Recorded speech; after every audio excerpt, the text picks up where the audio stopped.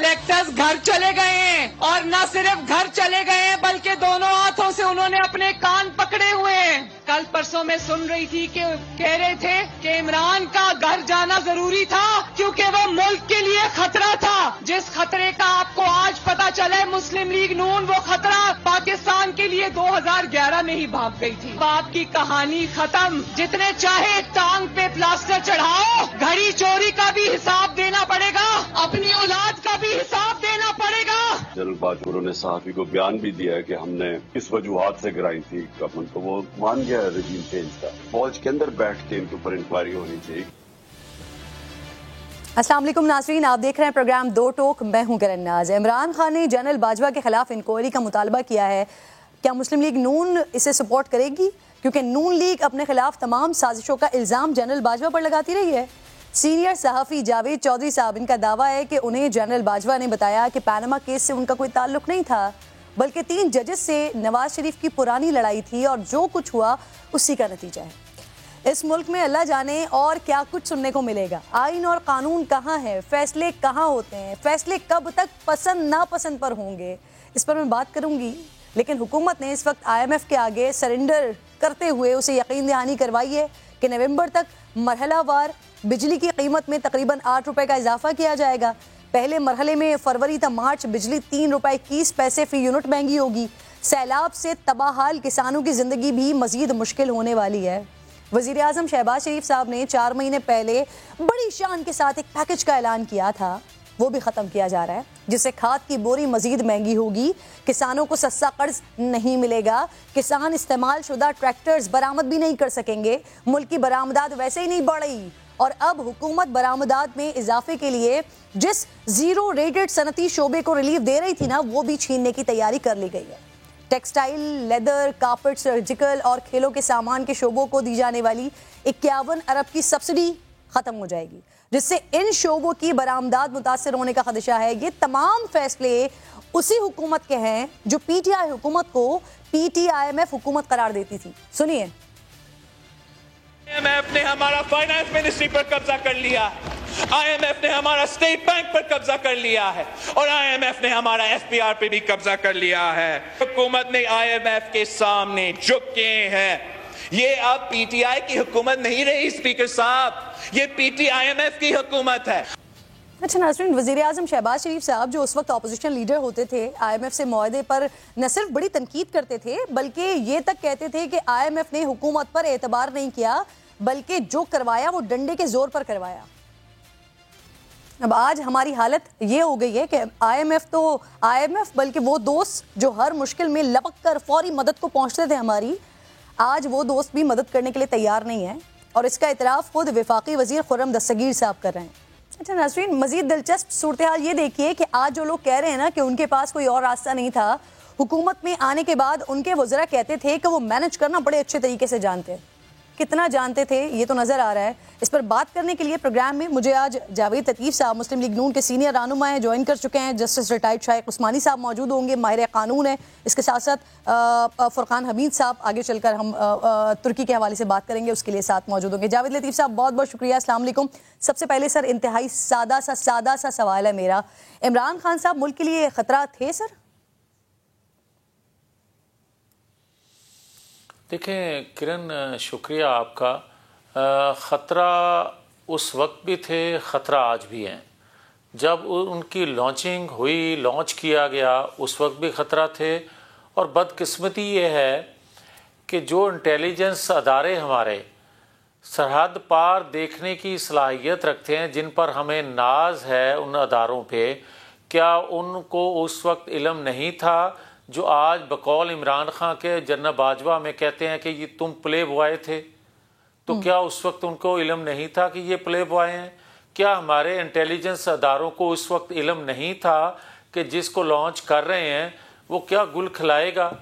और आज अगर इमरान खान मुतालबा कर रहे हैं कि जनरल बाजवा की अदारा इंक्वायरी करे, तो मैं इसको सपोर्ट करता हूँ। मैं तो कहता हूँ कि अगर आपने बहुत पीछे नहीं भी जाना तो इसकी एक बात मान लें, इस शख्स की जो है 2 नंबर, मगर बात अगर वो दुरुस्त कर रहा है तो मैं इसको सपोर्ट करता हूँ। इस तरह कि 2017 में جو لوگ پاکستان کی تباہی و بربادی کا موجب بنے، جنہوں نے رجیم چینج اس وقت کی، اس رجیم چینج کے جو کردار ہیں وہ جنرل باجوہ، جنرل فیض، آصف کھوسا اور ثاقب نثار، اور ان کے ساتھ بینیفیشری عمران خان. اب یہ 5 کردار جو ہیں، اگر ان کا کوئی انویسٹیگیٹ کرے گا تو آپ کو علم ہو جائے گا کہ کہاں کہاں سے ان کو سہولت کاری تھی اور کیا کیا ان کا ایجنڈا تھا، جس کی وجہ سے پاکستان اس نہج تک آ گیا. اب آپ جو بات کرتی ہیں کہ عمران خان خطرہ ہے، عمران خان کے نظریات بتاتے ہیں، عمران خان کا عمل بتاتا ہے کہ وہ ریاست پاکستان کے اداروں سمیت قوم کے لیے بھی ایک خطرہ بن چکا ہے. وہ کس طرح، آپ دیکھیں کہ جب عمران خان کہا کرتا تھا، جب 2014 میں اس وقت جب اس نے حکومت گرائی دھرنا گئی ان کی، جی میں پوچھ رہی ہوں بن چکے ہیں خطرہ یا اس وقت خطرہ تھے جب ان کی حکومت گرائی گئی؟ نہیں، عمران خان ڈے 1 سے خطرہ ہیں، آج بھی ہیں. اس وقت بھی پاکستان کی سلامتی سے، پاکستان کی معیشت سے وہ کھیل رہے تھے، اور آج بھی پاکستان کی سلامتی، پاکستان کی معیشت سے وہ کھیل رہے ہیں. اسی لیے سر پھر جنرل باجوہ نے ان کی حکومت گرائی اور آپ لوگوں کی مدد کی، کیونکہ وہ خطرہ تھے اور آپ لوگ ملک کو بحال کرنا چاہتے ہیں. اب آ جائیں اگر آپ یا عمران خان کوئی یہ سوال کرتا ہے کہ اس لیے انہوں نے حکومت گرائی، یہ بات درست ہے کہ وہ اس کو لا کر کانوں کو ہاتھ لگا رہے تھے کہ ہم نے بہت بڑا بلنڈر کیا. پاکستان کی 75 سالہ تاریخ میں اسٹیبلشمنٹ میں بیٹھے ان لوگوں نے جنہوں نے آئین قانون سے ماورا فیصلے کیے، آج تک اپنی غلطیوں کا اعتراف نہیں کیا تھا. یہ اتنا بڑا بلنڈر تھا کہ ان کو بھی اعتراف کرنا پڑا کہ ہم سے غلطی ہوئی، نواز شریف کو ہٹا کر اس کو لانے والی. تو آپ یہ دیکھ لیں کہ میں نہیں یہ بات کہہ رہا، یہ لانے والے بھی کہہ رہے ہیں اور عمل بھی بتا رہا ہے، حالات بھی بتا رہے ہیں. اس غلطی کی بھرپائی حکومت گرا کر کی گئی. دیکھیں اگر آپ اس کو حکومت کو ہٹاتے نہ، آپ کے بھی کرن علم میں تھا کہ آج سے 8 ماہ پہلے لوگ کہا کرتے تھے اور ہمارے مخالف بھی یہ بات کہا کرتے تھے کہ عمران خان کو اگر 4-6 ماہ اور دے دیے گئے اور پھر اس کا خمیازہ ایسے ادا کیا گیا کہ حکومت گرا دی. نہیں، اس طرح نہیں. کرن ابھی آپ نے ایک بات کی اور 2 کلپ سنوائے آپ نے بلاول بھٹو کے اور شہباز شریف کے، جس میں آپ نے یہ بات ثابت کرنے کی کوشش کی کہ اس وقت کی اپوزیشن کیا بات کر رہی تھی آئی ایم ایف کے حوالے سے، اور آج کی حکومت جو ہے، جو اس وقت کی اپوزیشن تھی، وہ کیا معاہدے کر رہی ہے آئی ایم ایف سے. تو میں آپ کی خدمت میں عرض کرنا چاہتا ہوں کہ یہ معاہدے آج نہیں کیے جا رہے. یہ شرائط 2019 میں جب ہم کہتے تھے کہ آئی ایم ایف کے سامنے پاکستان کو گروی رکھ دیا گیا، پاکستان کے اداروں کو، پاکستانی قوم کو، تو یہ وہی بات ہے جو آج آپ پوری کر رہے ہیں. دیکھیں ریاست ٹو ریاست اگر آپ کوئی ایگریمنٹ کرتے ہیں تو یہ ممکن نہیں ہے کہ آپ اس سے انحراف کریں. مسئلہ یہ ہے کہ ابھی پھر ہمارا موضوع چینج ہو جائے گا، لیکن جس وقت یہ معاہدے ہو رہے تھے سر پچھلی حکومت میں، تو آپ ہی کے لوگ بیٹھ کر یہ کہہ رہے ہوتے تھے کہ ہم ملک کو بہتر سمت میں لے آئیں گے، ہم ملک کو بہتر سمت میں لانا جانتے ہیں. آپ اگر کہیں گے تو میں آپ کو پرانے کلپ بھی وہ والے کلپس بھی سنوا دوں گی، لیکن سر میرا موضوع چینج ہو جائے گا. مجھے یہ بتا دیجئے، آپ نے کہا غلطی ہو گئی تھی ان سے، انہوں نے غلطی کر لی تھی. اب خان صاحب یہ مطالبہ کر رہے ہیں کہ جنرل باجوہ صاحب کے خلاف نا آرمی کے اندر انکوائری ہونی چاہیے. آپ لوگ بھی جس وقت اپوزیشن میں تھے اس وقت بے پناہ الزامات لگاتے رہے ہیں، تو کیا آپ خان صاحب کے اس مطالبے کو سپورٹ کریں گے؟ بھائی کیوں نہیں کریں گے؟ کیوں نہیں ہونی چاہیے؟ کہیں سے تو کام شروع ہونا چاہیے. اگر میرے ساتھ اور میری پارٹی کی، میری قیادت کی، نواز شریف کی 3 بار کی حکومت کا پیریڈ آپ کاؤنٹ کریں تو 9.25 سال بنتا ہے. میرے 9.25 سال میں پاکستان کی ڈیولپمنٹ دیکھیں, پاکستان کے اندھیرے دور ہونے دیکھیں, پاکستان کے اندر کرپشن کا کسی حد تک کنٹرول, پاکستان میں مہنگائی کا کسی حد تک کنٹرول, پاکستان کے اندر بے روزگاری کسی حد تک ختم. تو آپ مجھے یہ بتائیں کہ باقی 65 سال جو ہیں پاکستان کی زندگی کے, وہ اکٹھے کر لیں, ان میں ڈکٹیٹرشپ کا باقی ادوار بھی اکٹھے کر لیں, کیا اس میں اتنا کام ہوا؟ اور پھر مجھے یہ کہنے کی بھی اگر آپ اجازت دے دیں تو میں یہ کہنے کے میں حق بجانب ہوں کہ اگر آپ بہت پیچھے نہیں جانا چاہتے, جسٹس سیٹھ وقار نے جو فیصلہ دیا تھا اس وقت کے ڈکٹیٹر کے خلاف, اس کو آپ نہیں بھی چھیڑنا چاہتے تو آپ 2017 سے ہی شروع کر لیں, جس کا مطالبہ عمران خان کر رہے ہیں کہ جنرل باجوہ کی انکوائری ادارے میں ہونی چاہیے. تو میں اس کو سپورٹ کرتا ہوں. میں تو یہ کہتا ہوں کہ جنرل فیض, جنرل باجوہ, ثاقب نثار, آصف سعید کھوسا, عمران خان کے کہنے پہ ان کی انکوائری دونوں اداروں میں ہونی چاہیے تاکہ پتا چل سکے کہ پاکستان 2017 میں ترقی کر رہا تھا, اس کو اس نہج تک کون لے کر آیا, اور 2018 میں ان لوگوں نے عمران خان کو RTS بند کر کے کیوں بٹھایا تھا؟ یہ ہونی چاہیے. شاہد خاقان عباسی صاحب کہتے ہیں عمران خان کو لگتا ہے کہ ان کی حکومت جنرل باجوہ نے گرائی ہے تو انہیں غداری کا مقدمہ درج کروانا چاہیے, لیکن سر مسلم لیگ نون بھی تو نواز شریف صاحب کو ہٹانے اور الیکشن میں ہرانے کا الزام انہی پر ہی عائد کرتی ہے.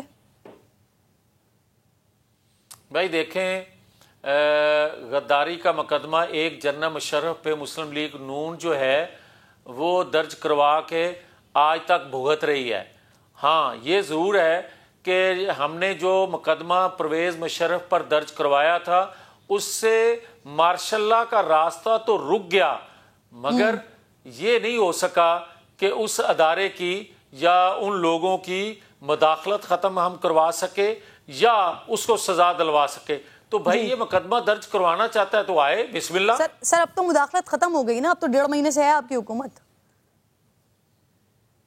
لیکن یہ جو 2 مہینے کی آپ حکومت کہہ رہے ہیں, کیا اگر ایک ادارے کو آپ سمجھ رہے ہیں جن کی طرف سے, جن کے ترجمان یہ بارہا کہہ چکے ہیں, چلے مریم صاحبہ کہہ رہی ہیں آپ لوگوں کا موقع پہ 1.5 مہینے سے ہے سر, ویسے تو مارچ سے ہے آپ کی حکومت, سال ہونے والا ہے ماشاءاللہ.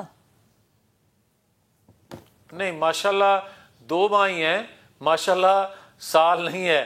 آپ اس کو اگر اکاؤنٹ کرتے ہیں تو آپ 23 نومبر رات 12 بجے 2022 کے بعد اس کو کاؤنٹ کرنا شروع کریں. اس حکومت کو اس سے پیچھے نہ لے کے جائیں, کیونکہ سہولت کاری جنرل باجوہ بقول عمران خان کے وہ کر رہے تھے اور نظر بھی آ رہا تھا, جنرل فیض بھی کر رہے تھے.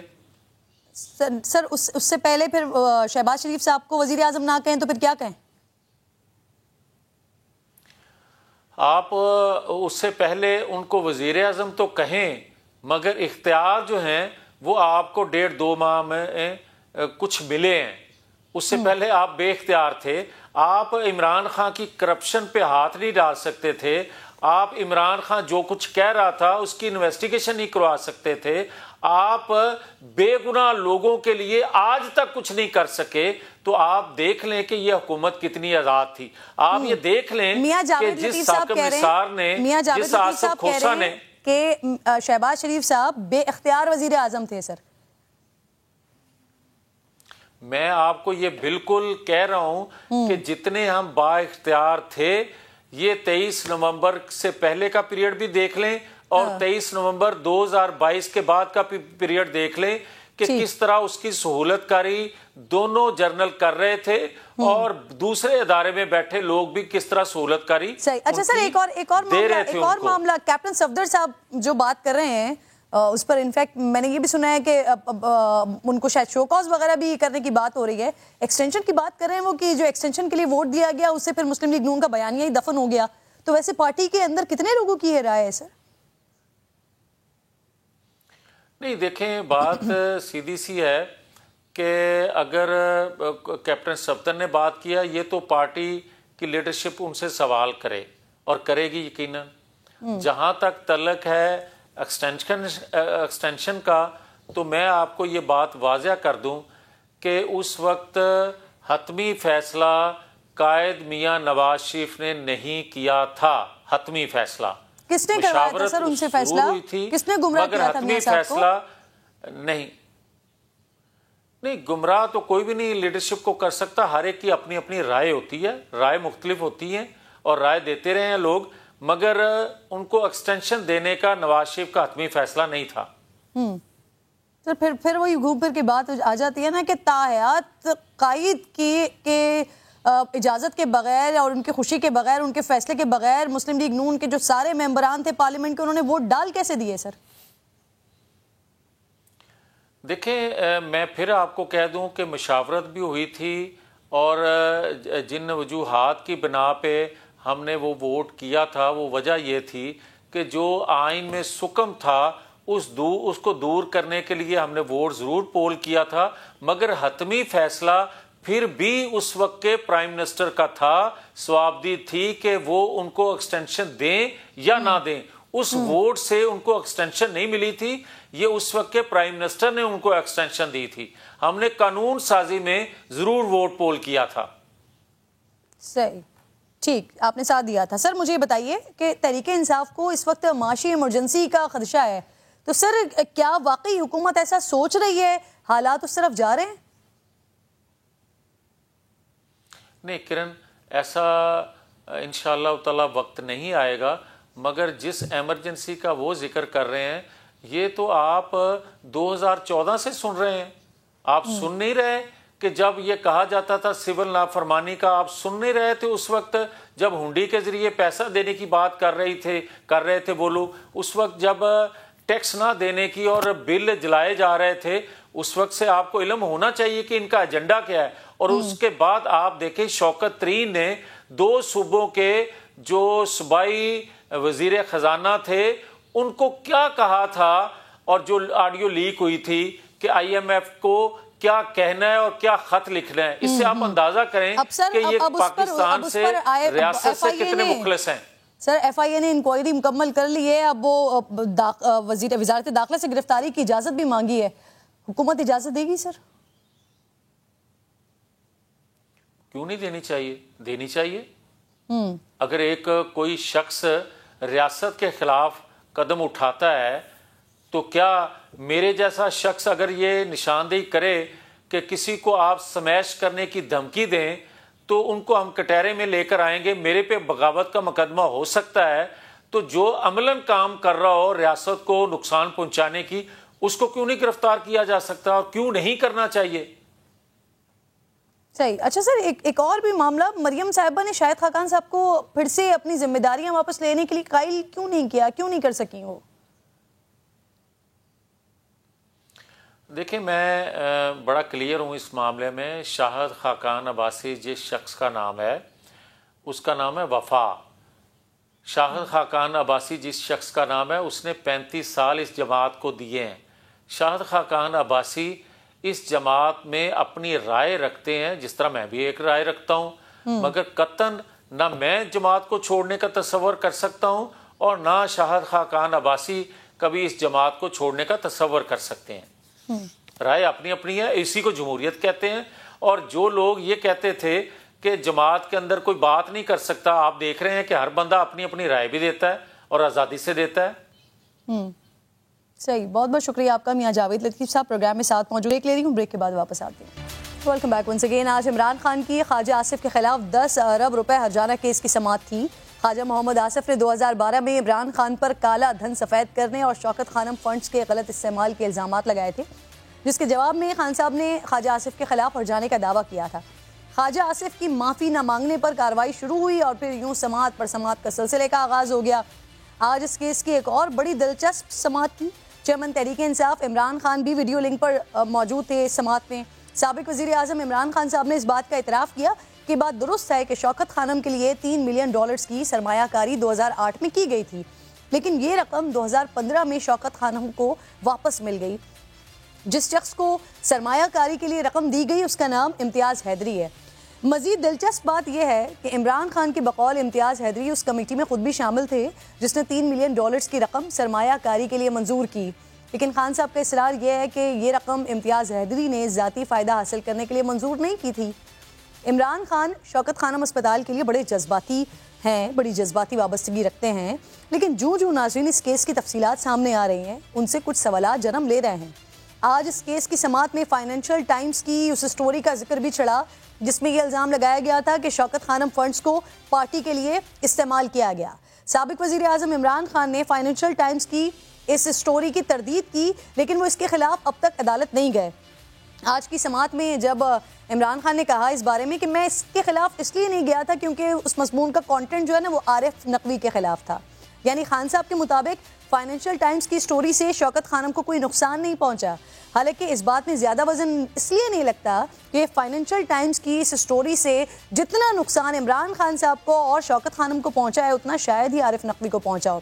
بہرحال آج کے کیس میں دلچسپ مرحلہ یہ بھی رہا کہ جرا مکمل ہونے کے بعد عمران خان نے خواجہ محمد آصف کے وکیل کی نہ صرف تعریف کی بلکہ انہیں آئندہ ہائر کرنے کے لیے بھی کہا ہے۔ دوسری طرف ناظرین، ملک میں معاشی ایمرجنسی کی باتیں ہو رہی ہیں۔ پاکستان تحریک انصاف کو یہ خدشہ ہے کہ ملک میں معاشی ایمرجنسی نافذ کی جا سکتی ہے۔ معاشی ایمرجنسی لگتی کیوں ہے اور اگر ایسا ہو جاتا ہے تو پھر اس سے عوام پر کیا اثرات پڑتے ہیں، ملک پر کیا اثرات پڑتے ہیں، ان دونوں اہم ترین ایشوز پر بات کرنے کے لیے پروگرام میں مجھے جسٹس ریٹائرڈ شائق عثمانی صاحب ماہر قانون نے جوائن کر چکے ہیں۔ السلام علیکم سر، بہت شکریہ آپ کے وقت کا۔ آج خواجہ آصف کے خلاف خان صاحب کے ہرجانے کیس کی سماعت تھی، اس میں عمران خان نے کہا کہ بلکہ یہ اعتراف کیا کہ شوکت خانم کے $3 ملین انویسٹمنٹ کے لیے استعمال ہوئے۔ سر، کیا کسی خیراتی ادارے کی رقم انویسٹمنٹ کے لیے استعمال ہو سکتی ہے؟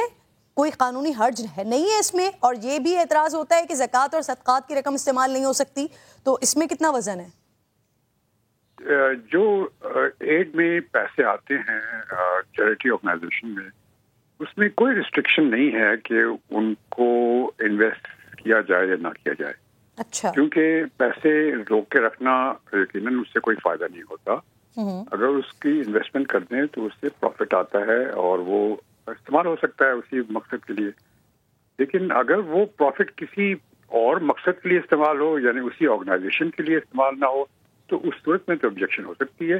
لیکن اگر کوئی آرگنائزیشن جس طرح یہاں پر آپ نے کہا یہ شوکت خانم کے پاس پیسے جو ڈونیشن کیا ہے انہوں نے اس کو انویسٹ کیا اور وہ کرتے ہیں، میں ٹرسٹ کا ٹرسٹی ہوں، ہم نے ہمیشہ ہمارے پاس جو ڈونیشن آتی ہے ہم اس کو انویسٹ کرتے ہیں اور اس کو اپنے استعمال کرتے ہیں لوگ۔ عثمانی صاحب، خان صاحب نے آج یہ بھی کہا سر کہ جس شخص یعنی امتیاز حیدری کو رقم انویسٹمنٹ کے لیے دی گئی وہ خود بھی شوکت خانم کی انویسٹمنٹ کمیٹی کے رکن تھے اور وہ بھی اس منظوری میں شامل تھے، تو کیا سر یہ کانفلکٹ آف انٹرسٹ نہیں کہلایا جائے گا یا اس سے کوئی فرق نہیں پڑتا؟ اگر کوئی ایسی بات ہے کسی انڈیویجول کو پیسے دیے گئے ہیں کہ وہ انویسٹ کرے تو اس صورت میں اس میں یقیناً کانفلکٹ آف انٹرسٹ ہے اور وہ غلط ہے۔ لیکن اگر آرگنائزیشن خود انویسٹ کرے ٹرسٹیز کے ووٹ کے بعد تو اس میں کوئی حرج نہیں ہے۔ یہ بالکل غلط ہے کہ اگر کسی کو دیا جائے کہ آپ۔ اچھا عثمانی صاحب، اس کیس میں سر یہ بات بھی سامنے آئی ہے کہ شوکت خانم کو اتنی رقم واپس ملی ہے جتنی انہوں نے انویسٹمنٹ کی تھی، یعنی $3 ملین ہی واپس ملے، تو کیا قانونی لحاظ سے پھر یہاں کچھ شکوک و شبہات پیدا ہو سکتے ہیں؟ کیونکہ انویسٹمنٹ کا تو پھر بنیادی مقصد ہی یہی ہوتا ہے نا کہ رقم میں اضافہ ہو، لیکن یہاں تو ایسا نہیں ہوا۔ جی بالکل، یہ تو ایسا لگتا ہے جیسے کسی کو لون دیا گیا ہو، لون دیا گیا ہو استعمال کرنے کے لیے، اس نے پیسے واپس کر دیے، تو یہاں پہ تو یقیناً شبہات آتے ہیں کہ کس مقصد کے لیے دیا گیا ہے۔ کیونکہ جو دیکھیے میں آپ کو بتا رہا ہوں کہ میں خود بھی کئی ٹرسٹ کا ٹرسٹی ہوں اور ہم ٹرسٹ کو کے پیسے انویسٹ کرتے ہیں، تو ٹرسٹ کا ڈیسیژن ہوتا ہے، بورڈ آف ٹرسٹیز کی میٹنگ ہوتی ہے، فیصلہ ہوتا ہے کہ یہ پیسے فلاں بینک میں فلاں، وہاں پہ ڈسکس ہوتا ہے کہ کہاں پہ سب سے زیادہ انٹرسٹ ملتا ہے، وہاں سے پیسے لیے جائیں۔ لیکن آپ کسی انڈیویجول کو نہیں دے سکتے، اگر کسی انڈیویجول کو دیتے ہیں تو کانفلکٹ آف انٹرسٹ ہے اور وہ یقیناً غلط ہے۔ تحریک انصاف عثمانی صاحب معاشی ایمرجنسی کے خدشے کا اظہار کر رہی ہے، اس پر بھی میں آپ سے بات کرنا چاہ رہی ہوں۔ معاشی ایمرجنسی لگنے کی صورت میں سر کیا تمام بنیادی حقوق بھی معطل ہو جاتے ہیں اور عالمی اداروں اور ملکوں کے ساتھ تعلقات پر بھی اس سے کوئی فرق پڑتا ہے؟ کوئی فرق نہیں پڑتا، معاشی ایمرجنسی ایک لمیٹڈ پیریڈ کے لیے ہوتی ہے اور وہ اس پیریڈ کے بعد پھر سب چیزیں نارمل ہو جاتی ہیں، لیکن اس سے کوئی ملک دوسرے ملکوں کے ساتھ کوئی تعلقات خراب نہیں ہوتے۔ یہ تو ایک سچویشن ہوتی ہے، اگر کسی ملک کے اندر ایسی سچویشن پیدا ہو جاتی ہے جیسے یہاں پیدا ہو رہی ہے، ہونے والی ہے، تو اگر گورنمنٹ ڈیسائیڈ کرتی ہے کہ معاشی ایمرجنسی کرے تو اس کا جو لمیٹڈ پیریڈ ہے کانسٹیٹیوشن میں لکھا ہوا ہے اس پیریڈ کے لیے وہ ہو سکتی ہے، اور پھر اس میں جو فنڈامنٹل رائٹس ہیں وہ اس میں تھوڑے معطل ہو جاتے ہیں، اور وہ اس واسطے چونکہ تاکہ کوئی پرابلم نہ کریٹ ہو۔ اچھا، اور عثمانی صاحب اگر حکومت معاشی ایمرجنسی لگاتی ہے تو کتنے عرصے کے لیے لگ سکتی ہے؟ طریقہ کار اس کا کیا ہوتا ہے؟ اور پھر کیا سر اسے عدالت لے کر جایا جا سکتا ہے، چیلنج کیا جا سکتا ہے معاملہ؟ اب مجھے اس وقت یاد نہیں، کانسٹیٹیوشن دیکھنا پڑے گا مجھے کتنا ٹائم ہے، میرے خیال میں 3 مہینے یا 2 مہینے کچھ ایسی ہے۔ چیلنج تو ہر ایک چیز ہو سکتی ہے، آج کل تو ہر ایک چیز چیلنج ہو رہی ہے کورٹس کے اندر، جو چیز نہیں بھی چیلنج ہوتی ہے وہ بھی چیلنج ہو جاتی ہے، چیلنج تو ہر ایک چیز ہو سکتی ہے، لیکن یہ ایک اتھارٹی ہے اور اس میں چونکہ دونوں ہاؤسز کی کنسنٹ کی ضرورت ہوتی ہے تو اس وجہ سے ایک دفعہ ایمرجنسی، نیشنل ایمرجنسی ڈکلیئر ہو گئی تو سسپینشن آف فنڈامنٹل رائٹ ہو جاتی ہے، اور وہ اسی وجہ سے ہوتی ہے چونکہ ایمرجنسی ہے اور ایمرجنسی میں یہ کرنا لازمی ہے، تو یہ پاسبلٹی ہے اور اس میں یہ پروویژن ہے کانسٹیٹیوشن میں، اس کو استعمال کیا جا سکتا ہے اور اس میں کوئی نقص نہیں۔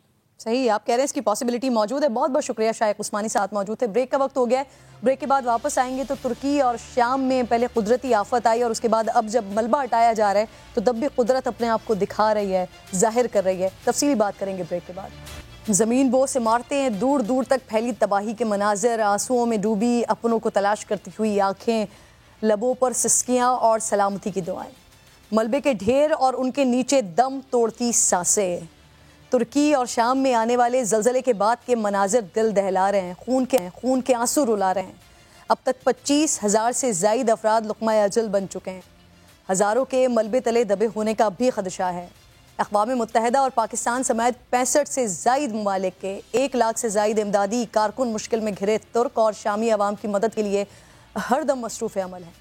کہیں سے بھی زندگی کے آثار ملیں تو ریسکیو ورکرز فوری پہنچتے ہیں، ملبے کو ہٹاتے ہیں، زندگیاں بچاتے ہیں۔ اب تک ایسے درجنوں معجزات ناظرین یہاں ہو چکے ہیں جہاں 90 گھنٹے بعد بھی کئی بچوں اور دیگر افراد کو بحفاظت ریسکیو کیا گیا۔ جدید سائنسی نظریے کے مطابق زلزلے زیر زمین چٹانوں کی حرکت کرنے کے باعث آتے ہیں۔ ماہرین ارضیات کے مطابق زمین کے اندر موجود چٹانیں جب اپنی جگہ سے کھسکتی ہیں تو ان کے کناروں پر شدید دباؤ پڑتا ہے اور یہ دباؤ ایک خاص سطح پر پہنچنے کے بعد زلزلے کی شکل میں ظاہر ہو جاتا ہے۔ جدید سائنس نے دنیا میں زلزلے کے اسباب تو بیان کر دیے ہیں لیکن آج تک اس کے سدے باب کو تلاش نہیں کر سکی ہے۔ اسلام نے ہمیں بتایا اور زلزلوں نے ثابت کیا کہ یہ دنیا فانی ہے اور ہم سب کو ایک دن یہاں سے چلے جانا ہے۔ حضور نبی کریم صلی اللہ علیہ وآلہ وسلم کا ارشاد ہے کہ قیامت نہیں آ کے علم اٹھا لیا جائے اور زلزلوں کی کثرت ہو جائے گی، بلکہ درجنوں احادیث میں رسول کریم صلی اللہ علیہ وآلہ وسلم نے زلزلوں کی کثرت کو قرب قیامت کی نشانیوں کے طور پر بیان فرمایا ہے۔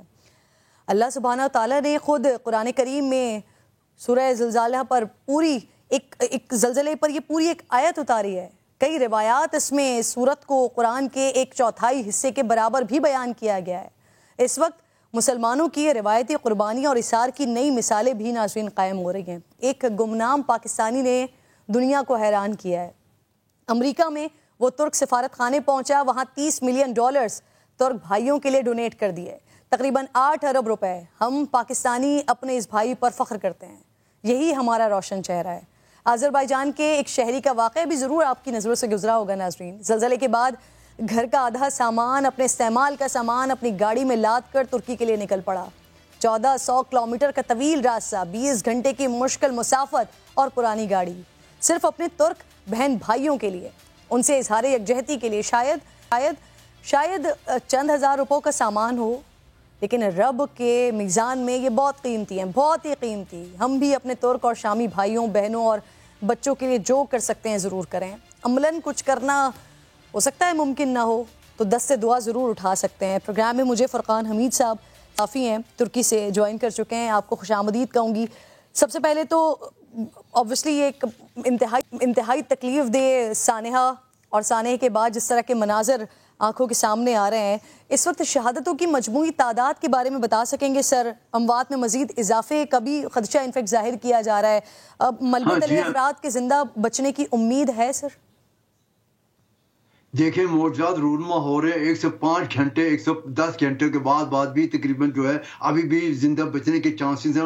اس وقت جو ہے آج کے دن تقریباً 12 افراد کو زندہ بچا لیا گیا ہے. یہ ٹی وی چینل پہ لائیو دکھایا جا رہا ہے, سب کچھ لائیو ہے. تقریباً 105 گھنٹے گزر چکے ہیں, 110 گھنٹے گزر چکے ہیں. تقریباً 105 اور 10 گھنٹوں کے درمیان جو ہے 12 سے 13 افراد کو زندہ بچا لیا گیا ہے. یعنی مزید جو ہے بچانے کے امکانات ہیں. یہ سائنسی طریقے سے جو ہے وہ جدید ٹیکنالوجی کا استعمال کرتے ہوئے ان کو بچانے کے لیے ان کے سانسوں کی جو ہے گنتے ہوئے گرمائش کو محسوس کرتے ہوئے جو ہے جدید ٹیکنالوجی کے آلات جو ہیں وہ دکھا رہے ہیں کہ کون کہاں پر ہے. اس لیے جو ہے بچنے کے چانسز نظر آ رہے ہو, بچانے کی پوری کوششیں کی جا رہی ہیں اور کامیابی بھی حاصل کی جا رہی ہے. جی ہاں.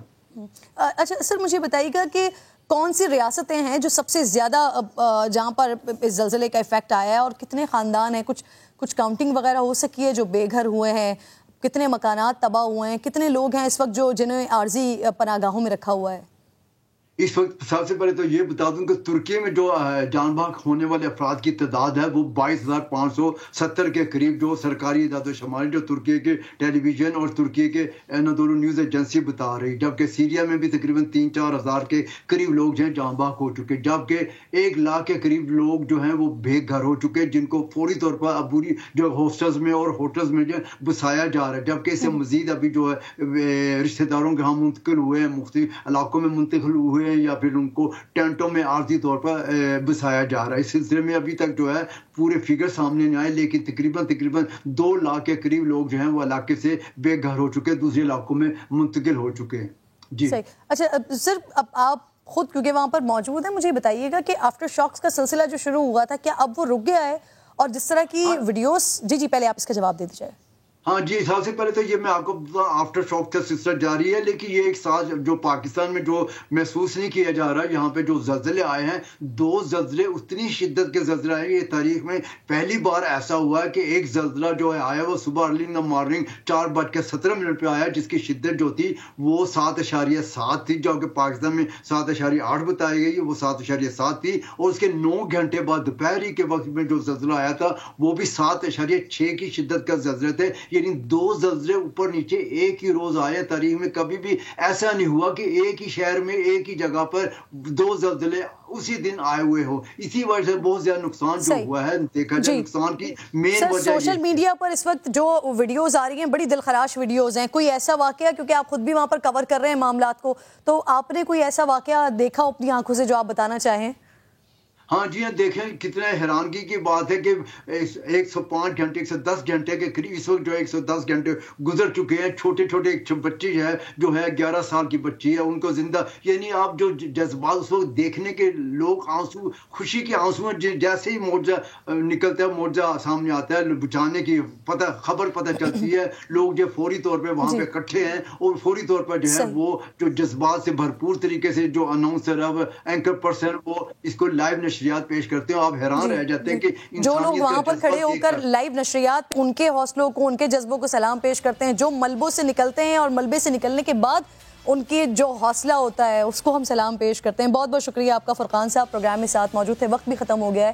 انشاءاللہ ناظرین سے کل ملاقات ہوگی. اپنا اور اپنے ملک کا خاص خیال رکھیے. اللہ نگہبان.